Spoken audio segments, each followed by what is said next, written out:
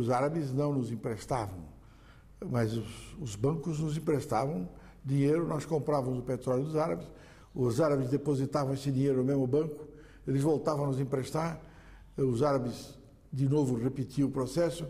Então nós tínhamos montado uma espécie de moto contínuo que ia terminar de qualquer jeito. E foi o que aconteceu.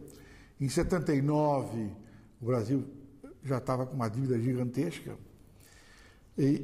mas o mundo tinha virado 50 bilhões de dólares. Aí o mundo estava virando. A inflação americana chegou a 14% ao ano. Nesse momento, convidaram o Volcker e deram carta branca para o Volcker para acabar com a inflação. E o Volcker fez uma experiência de livro-texto. O livro diz o seguinte: se eu encolher a moeda, tá certo? Os preços caem. Haja o que houver, quebra a gente, vai à falência, uns se suicidam. Mas se você tiver sangue frio suficiente para ver a mortandade, você vai ter sucesso.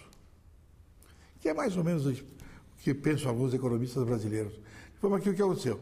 Ele puxou a taxa de juros, essa taxa de juros Federal Fund, que é de 1%, para 17%, 16%. Você parece que o país estava com um estoque de dívida gigantesco, sobre ela começou a incidir este juros brutal. Isso levou o mundo subdesenvolvido a uma crise gigantesca. E Delfim se tornou combustível da fogueira palaciana. O governo Geisel estava confrontado com um fato inelutável. O governo Médici tinha crescido 14%, em média 11%, e estava terminando com 15% de inflação. Então, ou destrói esses índices, é aquilo que nós já conversamos, diz que o índice é mentiroso, outro diz que houve interferência. Como não era possível indicar isso, o presidente Médici me disse: o Geisel não deseja você governador de São Paulo. Era absolutamente natural, eu teria sido eleito tranquilamente, eu tinha maioria tranquila na convenção. E a explicação qual é, presidente? A explicação é que ele são palavras textuais. A explicação é que você, mais a Avenida Paulista, vão perturbar o governo dele. Por isso que eu digo, era um hedge que ele estava fazendo, porque ele provavelmente já sabia que no ano seguinte ia dobrar a inflação, e não era por culpa de ninguém, não. E que o produto ia ser muito menor. Então, era este o ponto. Ele mandou o Petrônio me procurar. Hoje até eu me arrependo. O Petrônio era uma pessoa fina, o diabo. Nós tivemos daqueles desarranjos típicos do Cambuci. Fomos aqui. Tá certo? Mas ainda assim, foi preciso mais um movimento, porque o Paulo Maluf me procurou e disse: se você quiser, você se lança. E nós temos maioria, tranquilo, você se elege. Aí a gente vê o que acontece. Mas aí o Figueiredo, que era muito meu amigo, que tinha sido comandante da força da Polícia Militar em São Paulo, quando eu era secretário da Fazenda, me disse: Delfim, o alemão, se você se lançar, o alemão vai fazer uma intervenção em São Paulo e esse negócio desarruma tudo de novo. Delfim seguiria para um exílio luxuoso em Paris, mas antes recebeu o recado oficial do porta-voz de Geisel, o futuro ministro da Justiça, Petrônio Portela. A conversa do Petrônio é incontável. Ele disse isso para mim e recebeu de volta impropérios.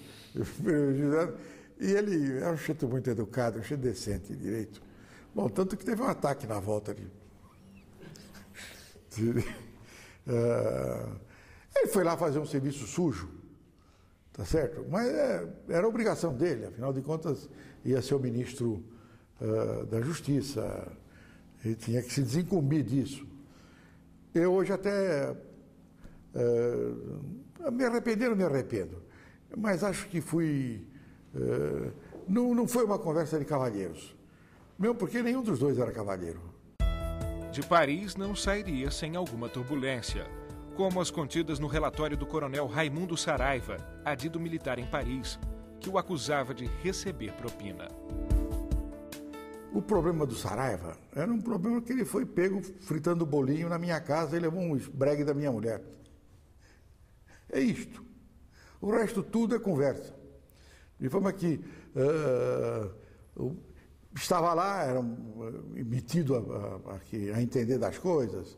Quando eu cheguei lá, impus a minha vontade na embaixada. Então inventava moda, inventou o relatório, nada disso subsistiu.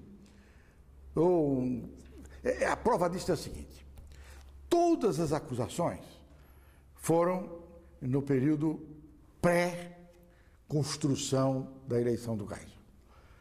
Bom, todo mundo conhece o presidente Geisel. Alguém imagina que se o Geisel tivesse alguma dúvida sobre a minha integridade, ele me teria convidado para ser embaixador plenipotenciário em Paris? Por quê? Qual é a razão disso? Tá certo? Este relatório do Saraiva acabou na mão do Figueiredo, que era o chefe do serviço. Por que o Figueiredo me convidaria para ser ministro da Agricultura no seu governo? Por que o Figueiredo despacharia o Andreasa para Paris 2 anos antes para me cooptar para a sua candidatura? Não tinha importância nenhuma.